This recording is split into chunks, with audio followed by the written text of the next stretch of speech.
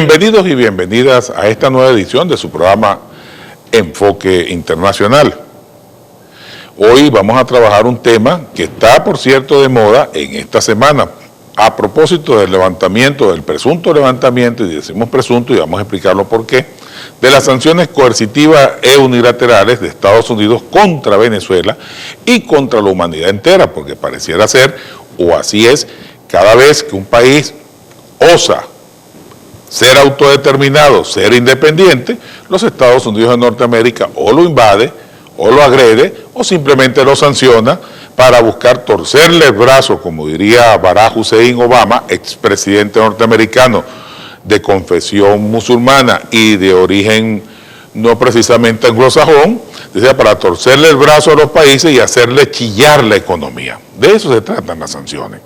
Hemos vivido desde el 2014 a esta fecha una serie de sanciones coercitivas, unilaterales y por tanto ilegales en contra del pueblo de Venezuela. Porque no fue contra la persona del presidente de la República Bolivariana de Venezuela, el presidente Nicolás Maduro, ni es unilateralmente contra la vicepresidenta Daisy Eloína, ni contra el vicepresidente del partido Diosdado Cabello, ni contra ningún jerarca, como dicen desde los sectores de la más recalcitrante ultraderecha, no. Fue una medidas coercitivas montadas sobre la base o con el objetivo de causar el caos para provocar una confrontación interna y ello llevarlo ineluctablemente a un cambio de régimen, o sea, un derrocamiento de lo que está por una cosa nueva. Ahora, ese derrocamiento está montado ¿sobre qué base?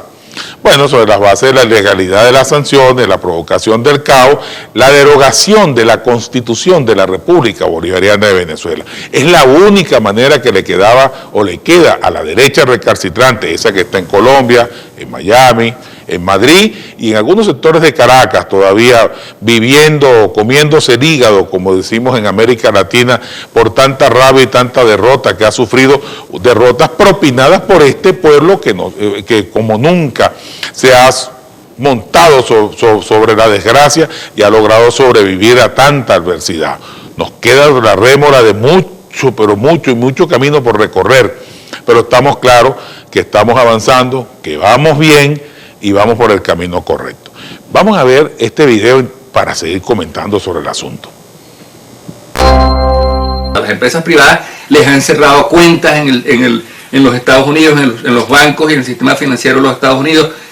Han perdido líneas de crédito, los proveedores que le vendían materias primas, insumos, repuestos, maquinarias, equipos, sencillamente no quieren tener negocios con Venezuela. Sería absurdo entonces que el gobierno que aplica las sanciones, en este caso el gobierno de los Estados Unidos, lo hiciese, pues, porque el objetivo de las sanciones es causar daño. El objetivo de las sanciones es ahogar financieramente al régimen, al gobierno que está siendo afectado, es dejarlo sin recursos, es golpear la economía, es golpear la sociedad para que haya un creciente descontento que finalmente conduzca a un estallido social y derroque, tumbe al gobierno. No cumplieron su objetivo porque si el objetivo fundamental de las sanciones era forzar un cambio del gobierno, el gobierno sigue más atornillado que nunca. Hoy en día más bien la oposición luce muy dividida, debilitada. Bueno, fíjense, a confesión de parte, relevo de prueba. La persona que está hablando no es para nada ningún chavista, ni está involucrado con el gobierno de la República Bolivariana de Venezuela. Es todo lo contrario, es un crítico a las sanciones desde la perspectiva de la oposición. Y es que es claro, las sanciones simplemente sirvieron para demostrar, para poner a prueba la capacidad de resistencia, no del gobierno de la República Bolivariana de Venezuela, sino del Estado. Porque hay una diferencia muy grande, mis queridos compañeros, y es que Estado y gobierno no es lo mismo. El Estado es la estructura orgánica, arquitectónica, sobre la cual se va a montar el gobierno y va a ejecutar el gobierno las acciones que tenga que hacer. Pero el Estado está reflejado en la Constitución de la República Bolivariana de Venezuela. Ese es el temor del imperio. Hablar de democracia participativa y protagónica es un riesgo para su propia estabilidad, porque el modelo democrático clásico de los modelos liberales burgueses, dicho sea de paso, impuesto desde los Estados Unidos, el modelo norteamericano de hacer gobierno, ellos llaman democrático. A eso, bueno, no sabemos hasta dónde será, no nos atrevemos a juzgarlo, simplemente que comparativamente hablando, las libertades, los derechos y la igualdad que practicamos en Venezuela no se parecen nada a esos mismos preceptos democráticos que en los Estados Unidos de Norteamérica. Por eso había que atacar, era al Estado, y la única manera de atacar al Estado es causando un gran daño en lo económico, en lo político y en lo social, para provocar entonces el malestar suficiente, salieran a la calle la gente de todas las clases sociales, de todos los estratos de la sociedad, y derrocaran por sí solo al gobierno del presidente Maduro, ayer el gobierno del presidente Hugo Rafael Chávez Frías. O sea, pero más que eso, derrocar la estructura completa del Estado, derogar la Constitución. Recordemos, Pedro Carmona Tanga, volvemos a la República de Venezuela, nos suscribimos a la Constitución del 61 en contra de la Constitución del 99, que es una Constitución revolucionaria en su estructura, por cuanto rompe con ese esquema odioso y perverso de la democracia representativa y le entrega al pueblo la mayor suma de poder posible y la mayor suma de felicidad con ello, o sea, es el autogobierno. ¿Tenemos una gran deuda con eso? Sí, pero está en la Constitución y está en desarrollo. En 22 años que tiene la Constitución, bueno, hemos logrado avanzar un tanto, nos falta todavía mucho camino que recorrer, pero estamos luchando contra un modelo perverso que se opone desde adentro y desde afuera.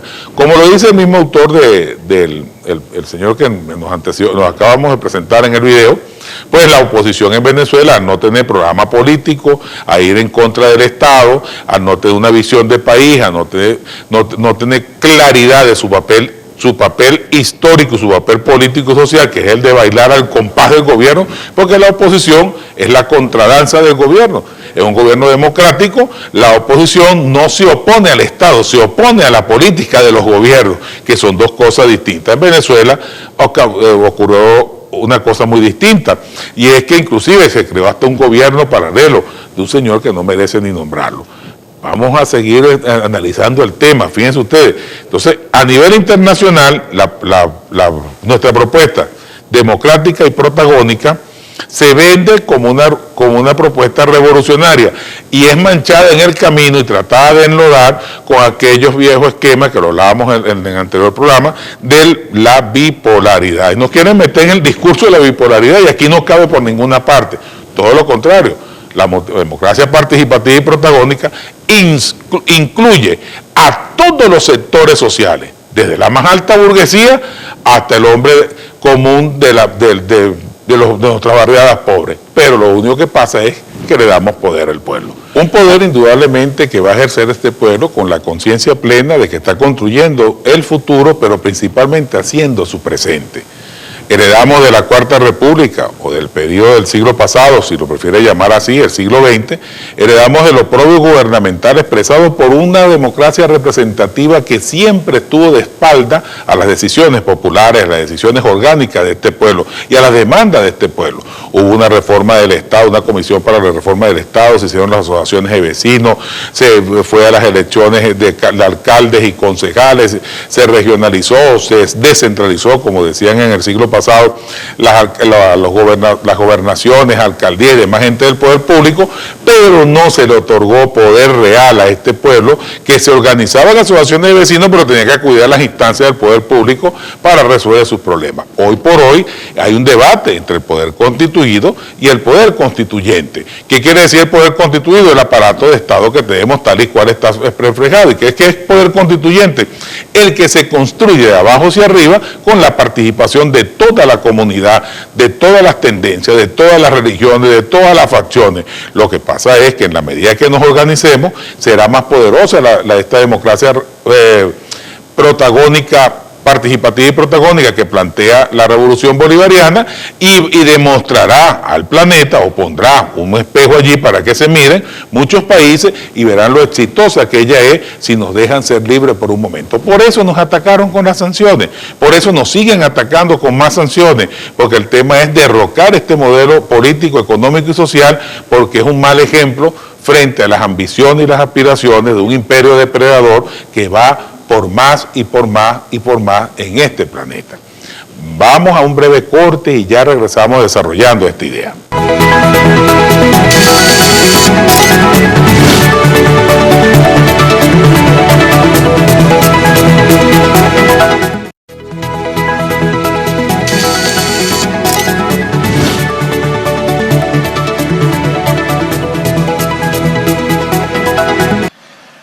We shall now move on to hear the statement of His Excellency Mr. Felix Plasencia, Minister of Foreign Affairs of the Bolivian Republic of Venezuela. You have the floor, Minister. Thank you very much. Excellencies, distinguished guests. Señor Presidente, permítanos transmitir al pueblo y al gobierno de la República de Serbia nuestro más sincero agradecimiento por su generosidad desde nuestra llegada a esta gran nación y por su empeño en ofrecernos su hospitalidad en su hermosa capital, Belgrado. Agradecemos a la presidencia de Azerbaiyán por la iniciativa de convocarnos aquí de manera presencial para conmemorar un nuevo hito en la historia de nuestro movimiento de países no alineados, el 60 aniversario de aquella primera conferencia cumbre. Quisiéramos asimismo reconocer su liderazgo durante los 2 últimos años al frente del movimiento de los países no alineados.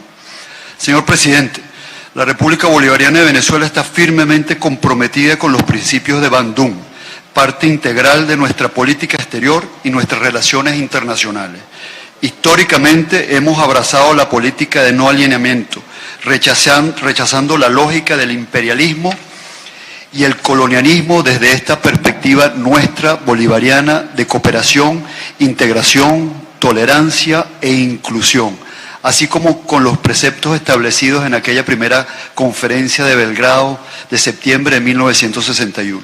Sin duda alguna, el mundo ha cambiado drásticamente desde la cumbre de Belgrado y aunque nuestro movimiento ha logrado importantes avances desde entonces, particularmente en el campo de la descolonización, aún queda mucho por hacer, especialmente para lograr soluciones a conflictos armados de larga data, incluyendo las situaciones de dominación y ocupación extranjera que hoy aún persisten en el mundo, así como para lograr la anhelada democratización de las relaciones internacionales y el establecimiento de un nuevo orden mundial justo y equitativo, en el que todas las naciones seamos vistas e involucradas como iguales, permitiéndonos explotar plenamente nuestras potencialidades a fin de asegurar el bienestar y la plena realización del derecho de desarrollo de nuestros pueblos. Señor Presidente, pertenecemos a una era de cambios vertiginosos, de amenazas emergentes y desafíos complejos que aumentan la inestabilidad y la incertidumbre. Durante los últimos 2 años, tiempos de la pandemia del coronavirus 19, por ejemplo, hemos venido enfrentando los embates de una situación que no distingue entre grandes y pequeños, entre ricos y pobres, y que además de poner de relieve y profundizar las brechas entre el norte y el sur, ha desencadenado una crisis humana estructural sin precedentes que afecta a todos los ámbitos de nuestra vida.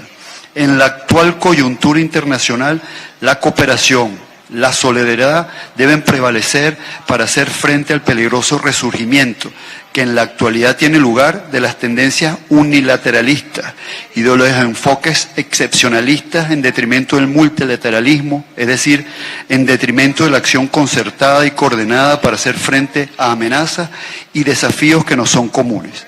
En este orden, reiteramos desde este país que fue víctima durante años de los efectos de las crímenes, medidas coercitivas unilaterales que afectan hoy a más de 1/3 de la humanidad, incluyendo a 30 millones de venezolanas y venezolanos, nuestro categórico rechazo a las mal llamadas sanciones, las cuales son tan ilegales como letales y que en medio de la actual pandemia exacerban las dificultades y socavan los esfuerzos nacionales para atender esta emergencia multidimensional. Hacemos un llamado a combatir juntos esta política cruel e inhumana en todas las instancias multilaterales, incluyendo en aquellos cuyos gobiernos que aprovechan de la pandemia del coronavirus, el sufrimiento humano, para avanzar agendas políticas como sucede contra la República Bolivariana de Venezuela, desde instancias de gobiernos como el de Washington, así como desde el Fondo Monetario Internacional, que le niega a nuestro país, por razones meramente políticas, el derecho que nos corresponde para acceder a nuestros derechos especiales de giro, hoy de importancia para proteger a nuestros pueblos contra la pandemia del coronavirus. Ahora bien, ante esta realidad, estimamos ha llegado el momento de redoblar esfuerzos para defender y hacer efectivos los principios y propósitos de la Carta de las Naciones Unidas, así como las normas del derecho internacional, mejor escudo que tenemos los países del sur para defendernos ante las persistentes y sistemáticas agresiones de las grandes potencias. Hacemos un llamado a la unión de nuestras voces para reafirmar la plena validez de este instrumento jurídico, para promover, preservar y fortalecer el multilateralismo como el marco más inclusivo para abordar en conjunto, sobre la base de las reglas acordadas por todos y contenidas precisamente en esta carta, asuntos que en un mundo cada vez más interconectado nos conciernen y nos afectan a todos. Señor Presidente, nuestro movimiento de países no alineados es el foro de concertación política por excelencia de los países en desarrollo, cuya membresía tiene una gran tradición y espíritu de lucha. Desde su establecimiento ha estado llamado a servir de contrapeso frente a intereses hegemónicos, colonialistas e imperialistas. Hoy ese espíritu debe guiarnos para rechazar y luchar contra los intentos de un reducido grupo de gobiernos que pretenden instaurar peligrosas prácticas que son contrarias a la legalidad internacional y desconocen la voluntad soberana de nuestros pueblos. De allí que insisto en agradecer el respaldo de Venezuela en la defensa de nuestra soberanía y el legítimo ejercicio de nuestros derechos y privilegios entre los distintos foros internacionales. Este es un paso enfrente en contra del imperialismo y el neocolonialismo. A 60 años de la cumbre fundacional de Belgrado, renovamos hoy la fuerza y el legado de los líderes históricos de nuestro movimiento.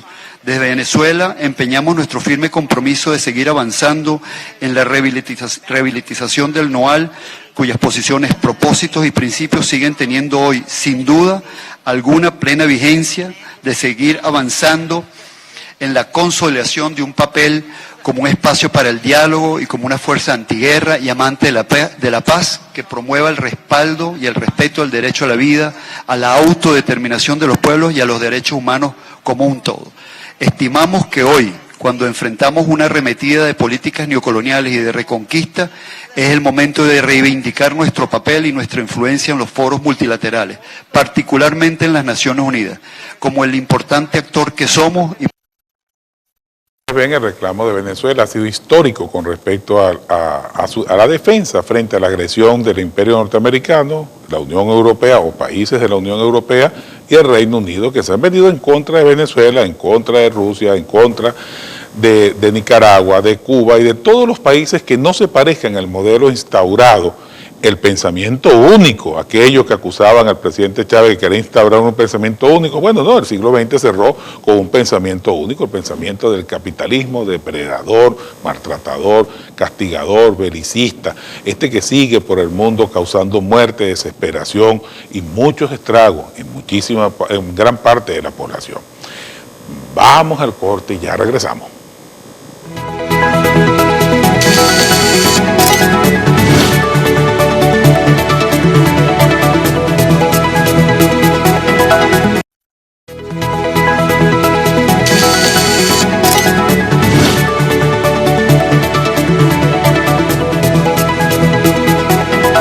Que se han impuesto más de 502 medidas coercitivas unilaterales, se ha afectado la industria petrolera, que ha caído 87%, o cayó hasta el 2020 87% de su producción, se redujeron 99% los ingresos de la nación, dificultades para comprar alimentos, persecución a las empresas y empresarios como Alex Saab y otras empresas que han trabajado con Venezuela para el tema alimentario, pero también prohibición de traer a Venezuela medicinas, vacunas, es decir, un conjunto de agresiones, como lo ha denominado la vicepresidenta, una agresión multiforme, política, económica, diplomática, judicial, violatoria de los derechos humanos y violatoria de la Carta de las Naciones Unidas. Violatoria de los derechos humanos y violatoria de la Carta de las Naciones Unidas. Y hay quienes insisten en que en Venezuela no hay democracia, sobre todo por la convocatoria de la Cumbre de las Américas, lo estamos diciendo desde hace un buen rato, donde el señor Biden acaba de decir que ni en Cuba, ni en Nicaragua, ni en Venezuela hay democracia y por tanto no merecen estar en la Cumbre de Jefes de Estado y Gobierno que se convoca cada 3 años y que esta vez le toca hacer sede a los Estados Unidos de Norteamérica, a la ciudad de Los Ángeles, otrora territorio de los mexicanos, pero bueno, esa es otra historia que en un tiempo lo contaremos. Bueno, y que ahora el señor Biden ha dicho que no va a invitar ni a Cuba, ni a Venezuela, ni a Nicaragua. Pero entonces hablamos de democracia, pero una democracia que es agresiva, eso que llama la democracia representativa, cuyo mayor exponente son los Estados Unidos de Norteamérica, con su conjunto de medidas extrajudiciales y extraterritoriales, porque las sanciones, usted dirá, bueno, pero ¿cómo sancionan a Venezuela de los Estados Unidos? Muy fácil. El mayor comprador del mundo, uno de los mayores compradores del mundo, porque no está produciendo nada en la actualidad, son los Estados Unidos de Norteamérica. Demanda grandes cantidades de productos. Quien comercia con los Estados Unidos y osa comerciar con Venezuela, queda sancionado también por la Oficina de Comercio de los Estados Unidos, o sea, le prohíben comerciar con los Estados Unidos. La otra parte de las sanciones, nos quitaron el sistema SWIFT, que es el sistema interbancario. Toda transacción bancaria entre países se hace a través del sistema, desde Occidente. En Oriente hay otro sistema que está funcionando. Pero en el caso de Venezuela, toda nuestra factura petrolera, que de contado, y lo hemos dicho otras veces, se cobra a 3 años, usted simplemente la recibía, esa factura petrolera, vendía en el mercado de capital, en el mercado de valores o en la banca. La factura valía $100 por decir algo, y la podía vender por 99, 95, pero recibía dinero fresco. Cosas que no podemos hacer desde hace 3 años. Eso trajo como consecuencia el descalabro de los sueldos y salarios, la asistencia social, la asistencia pública, y hay que reconocerle al gobierno de Nicolás Maduro, de verdad, la valentía y el arrojo que ha tenido, y con esa frase que en secreto ha tenido que ser, hemos logrado mantener con vida a una población que se le declaró la guerra bestial y uniforme, o sea, en contra de la población. Vamos a ponerlo a pasar hambre, que mueran los que tengan que morir, pero el gobierno va a caer. Bueno, afortunadamente ninguna de esas dos variables han pasado. Vamos a ver la posición del presidente Maduro en la Asamblea General de la organización más grande del planeta, la ONU. Desde posturas comunes hasta pedidos puntuales, varios líderes de Latinoamérica y el Caribe se pronunciaron el miércoles en la Cumbre Mundial de Naciones Unidas, donde Venezuela pidió una vez más el fin de las sanciones criminales de las potencias occidentales y el apoyo de la ONU en los diálogos con la oposición. Ratificamos nuestro pedido, nuestra exigencia a que se levanten todas las sanciones criminales contra la economía venezolana, contra la sociedad venezolana por parte de los Estados Unidos de Norteamérica y por parte de los gobiernos de la Unión Europea. Señalaron las crisis migratorias como uno de los mayores desafíos para la región y llamaron a la inversión extranjera. La única solución para detener el flujo migratorio irregular debe basarse en la construcción de muros de prosperidad que le permitan al ser humano mejorar sus condiciones de vida en su propio país. Los líderes hablaron de pandemia, resaltando la inequidad al momento de repartir vacunas. Una transformación del sistema internacional de salud, en especial de la Organización Mundial de la Salud, debido a la inequidad reflejada.